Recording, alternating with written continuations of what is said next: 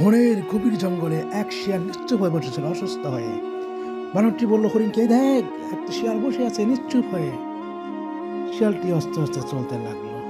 শিয়ালটি অসুস্থ ছিল, হঠাৎ করে মোটা হয়ে যাচ্ছিল, নিজে চলতে পারতো না, পড়ে যেত বারবার। ক্ষুধার্ত অবস্থায় বসেছিল। দেখে হরিণ এবং বানর খুব মজা নিত, হাসতে থাকলো।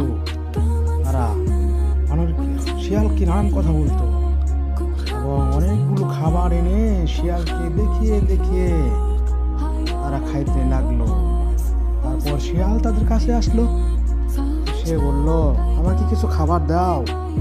এ কথা শুনে তারা আরো কটু কথা বলতে শুরু করলো। শিয়াল মন খারাপ করে চলে যেতে লাগলো। তারপর কিছুদিন পর হরিণ এবং বানর অসুস্থ হয়ে পড়ল।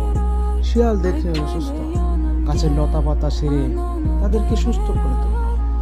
এদিকে বানর এবং হরিণ তাদেরকে বন্ধু ভেবে নিল, আপন করে নিল।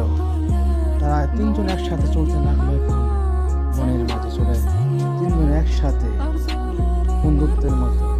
আসলে আমরা কাউকে ছোট